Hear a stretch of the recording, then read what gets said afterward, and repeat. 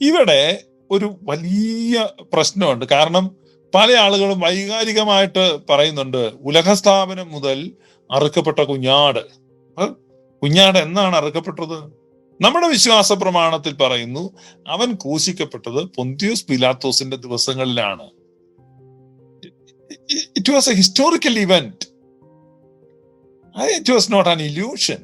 അതൊരു മായക്കാഴ്ചയോ തോന്നലോ അല്ലെങ്കിൽ ഒരു സങ്കല്പമോ അല്ലെങ്കിൽ ഒരു ഉപദേശമോ അല്ലെങ്കിൽ എന്താണ്? ക്രിസ്തു ക്രൂശിക്കപ്പെട്ടു എന്ന് പറഞ്ഞാൽ പിന്നീട് ആളുകൾ അതിനെ ഫിലോസഫിക്കലായിട്ടൊന്നും വ്യാഖ്യാനിക്കാൻ പാടില്ല. കാരണം ഫിലോസഫിക്കല ക്രിസ്തു ക്രൂശിക്കപ്പെടുക എന്ന് പറഞ്ഞാൽ നീതി നിഷേധിക്കപ്പെടുക എന്നാണ്, സത്യം ക്രൂശിക്കപ്പെട്ടു എന്നാണ് അർത്ഥം. ഇങ്ങനെയൊക്കെ ചിലപ്പം വ്യാഖ്യാനിക്കുവാൻ സാധ്യതയുണ്ട് ഭാവിയിൽ. ക്രിസ്തു ഒരു പ്രതീകമാണ്, ഒരു ആക്ച്വൽ കഥാപാത്രം അല്ലെങ്കിൽ യഥാർത്ഥത്തിൽ ഒരു ഹിസ്റ്റോറിക്കൽ പേഴ്സൺ അല്ല. ക്രിസ്തു എന്ന് പറഞ്ഞാൽ ആരുമാകാം, എന്തുമാകാം, എവിടെയുമാകാം. ക്രിസ്തു എന്ന് പറഞ്ഞാൽ നീയാകാം, ഞാനാകാം.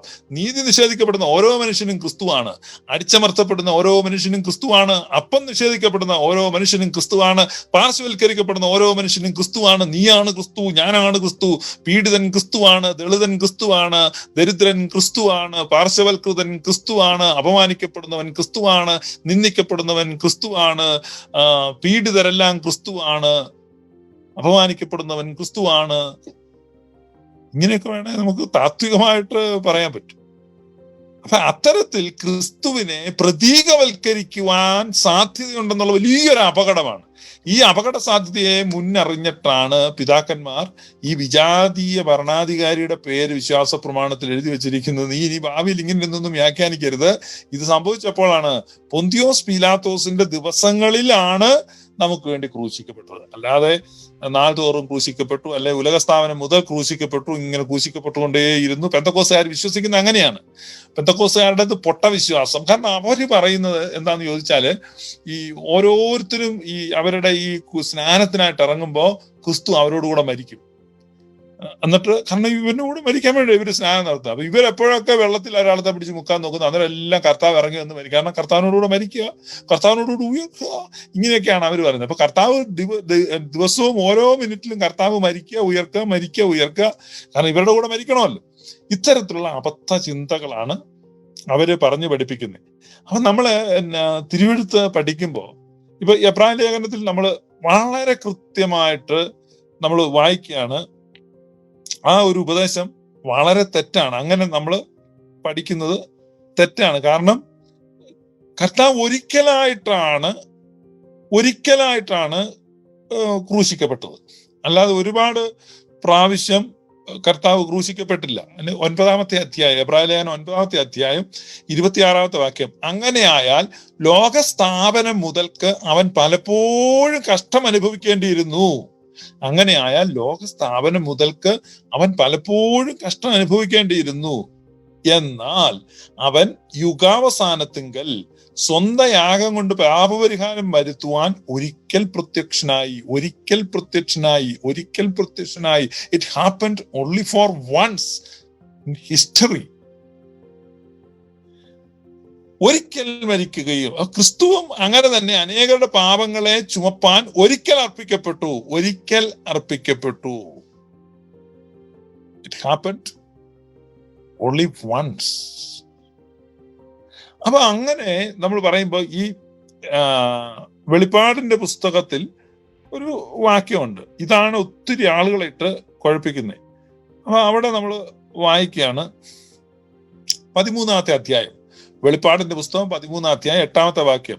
ലോകസ്ഥാപനം മുതൽ അറുക്കപ്പെട്ട കുഞ്ഞാടിന്റെ ജീവപുസ്തകത്തിൽ പേരെഴുതിയിട്ടില്ലാത്ത ഭൂവാസികളൊക്കെയും അതിനെ നമസ്കരിക്കും. അപ്പൊ അവിടെ ലോകസ്ഥാപനം മുതൽ അറുക്കപ്പെട്ട, ഇങ്ങനെ അങ്ങ് വായിക്കുകയാണ്. അപ്പൊ ലോകസ്ഥാപനം മുതൽ അറുക്കപ്പെട്ട കുഞ്ഞാട്, ലോകസ്ഥാപനം മുതൽ അറുക്കപ്പെട്ട. പെന്തക്കോസ്തുകാർക്ക് ഒരു പാട്ട് വരെയുണ്ട് അങ്ങനെ, ലോകസ്ഥാപനം മുതൽ അറുക്കപ്പെട്ട, അങ്ങനെ ഒരു പാട്ടുണ്ട് അവർക്ക്. അപ്പം ഈ ലോകസ്ഥാപനം മുതൽ അറുക്കപ്പെട്ട ഇത്, കാരണം നിങ്ങൾ ആ വാക്യം ബൈബിള് കയ്യിലുണ്ട്, എത്തിപ്പിടിക്കാൻ പറ്റുന്നിടത്തുണ്ടെങ്കിൽ എടുക്കുക, അത് തുറക്കുക, നോക്കുക. വെളിപ്പാട് പുസ്തകം 13-ാം അധ്യായം 8-ാമത്തെ വാക്യം. ലോകസ്ഥാപനം മുതൽ അറുക്കപ്പെട്ട കുഞ്ഞാടിന്റെ ജീവപുസ്തകത്തിൽ പേരെഴുതിയിട്ടില്ല. അപ്പൊ ഈ കുഞ്ഞാട് എന്താണ്? കുഞ്ഞാട് എന്നുള്ളതിന്റെ ഒരു ഒരു ഒരു എന്താണ് വിശേഷണം? ലോകസ്ഥാപനം മുതൽ അറുക്കപ്പെട്ട. കണ്ടോ? സത്യത്തിൽ ഈ ലോകസ്ഥാപനം മുതൽ എന്നുള്ള വിശേഷണം ജീവപുസ്തകത്തിൽ പേരെഴുതുക എന്നുള്ളതിനാണ്. അപ്പൊ രണ്ട് കാര്യമാണ്. കുഞ്ഞാട് അറുക്കപ്പെട്ടു എന്നുള്ളത് ഒരിക്കലായി സംഭവിച്ചതാണ്, അത് പലപ്പോഴായി സംഭവിച്ചല്ല. എബ്രായ ലേഖനം 9:26 പറയാണ്, അങ്ങനെയായാൽ ലോകസ്ഥാപനം മുതൽ അവൻ പലപ്പോഴും കഷ്ടം അനുഭവിക്കേണ്ടിയിരുന്നു. അത് തെറ്റാണ്. അവൻ ഒരിക്കലായിട്ട് പൊന്തിയോസ് പീലാത്തോസിന്റെ ദിവസങ്ങളിൽ ഞങ്ങൾക്ക് വേണ്ടി കഷ്ടം അനുഭവിച്ചു. അപ്പൊ ഇവിടെ പറയുന്നു ലോകസ്ഥാപനം മുതൽ അറുക്കപ്പെട്ടെന്നല്ല. അപ്പൊ അവിടെ ആ വാക്യം, 8ാമത്തെ വാക്യം വായിക്കേണ്ടത്, കുഞ്ഞാടിന്റെ ജീവപുസ്തകത്തിൽ ലോകസ്ഥാപനം മുതൽ പേരെഴുതിയിട്ടില്ലാത്ത ഭൂവാസികളൊക്കെയും അതിനെ നമസ്കരിക്കും. അപ്പൊ ജീവപുസ്തകത്തിൽ പേരെഴുതുക എന്നുള്ള ഒരു പരിപാടി ജീവപുസ്തകത്തിൽ പേരെഴുതുക എന്നുള്ള പരിപാടി ലോകസ്ഥാപനം മുതലുണ്ട്. പക്ഷേ കുഞ്ഞാട് അറുക്കപ്പെട്ടത് ലോകസ്ഥാപനം മുതലല്ല, ഒരിക്കലായിട്ട് അറുക്കപ്പെട്ടു. ഇനി അത് നമുക്ക് തെളിയിക്കാൻ പറ്റും. എവിടെയാണ് തെളിയിക്കുന്നത്? അത് 17 അധ്യായം വെളിപ്പാട് പുസ്തകം 17 അധ്യായം എടുത്താൽ മതി. വെളിപ്പാട് പുസ്തകം 17 അധ്യായം എടുത്താൽ മതി. അപ്പൊ ഇവിടെ നമ്മള് ലോകസ്ഥാപനം മുതൽ അറുക്കപ്പെട്ട കുഞ്ഞാട് എന്ന് എഴുതിയിരിക്കുന്നത് ആ ഭാഷയുടെ ഒരു പ്രയോഗത്തിൽ വന്ന ഒരു പെശകാണ്. മലയാളത്തിൽ അങ്ങനെ എഴുതി വെച്ചിരിക്കുമ്പോൾ നമ്മൾ വായിക്കാം. ഇനി വെളിപ്പാടിന്റെ പുസ്തകം 17 അധ്യായം എടുക്കണം. 17 അധ്യായം എടുക്കുമ്പം ഇതേ കാര്യം 8ാമത്തെ വാക്യത്തിൽ ആവർത്തിക്കുകയാണ് ഇതേ കാര്യം.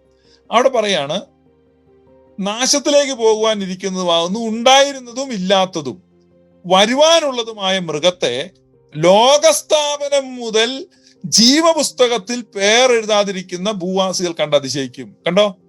വെളിപ്പാട് 17:8 ലോകസ്ഥാപനം മുതൽ ജീവപുസ്തകത്തിൽ പേരെഴുതാതിരിക്കുന്ന. അപ്പൊ ലോകസ്ഥാപനം മുതലുള്ള പരിപാടി വെളിപ്പാട് പുസ്തകക്കാരന്റെ ഭാഷ്യത്തിൽ ജീവപുസ്തകത്തിൽ പേരെഴുതുക എന്നുള്ളതാണ്. ഈ 13ാം അധ്യായത്തിലെ വ്യാകരണ പെശക് കൊണ്ടാണ്. അതാണ് വെളിപ്പാട് പുസ്തകത്തിന്റെ ഭാഷ ഒന്നിനും കൊള്ളാത്തൊരു ലാംഗ്വേജ് ആന്ന് പറയുന്നത്. കാരണം ഈ പുതിയ നിയമ പുസ്തകങ്ങളിൽ ഏറ്റവും മോശം ഗ്രീക്ക് ഉപയോഗിച്ചിരിക്കുന്നത് വെളിപ്പാട് പുസ്തകത്തിലാണ്.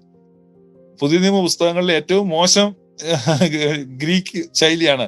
അതുകൊണ്ടാണ് ഈ 4 അധ്യായം 13-ലും 17-ലും ഒരേ കാര്യം എഴുതിയിരിക്കുന്നത് തിരിഞ്ഞു മറിഞ്ഞും കിടക്കുന്നത്. അപ്പൊ ഈ 17 വായിക്കുമ്പോൾ കൃത്യമായിട്ടും മനസ്സിലാകും ഇതിന്റെ ആശയം എന്താണ്. ജീവപുസ്തകത്തിൽ പേരെഴുതുക എന്നുള്ള കാര്യമാണ് ഈ ലോകസ്ഥാപനം മുതൽ എന്ന് ഉദ്ദേശിക്കുന്നത്. അപ്പൊ ലോകസ്ഥാപനം മുതൽ ജീവപുസ്തകത്തിൽ പേരെഴുതി കാണാത്ത ഭൂവാസികൾ.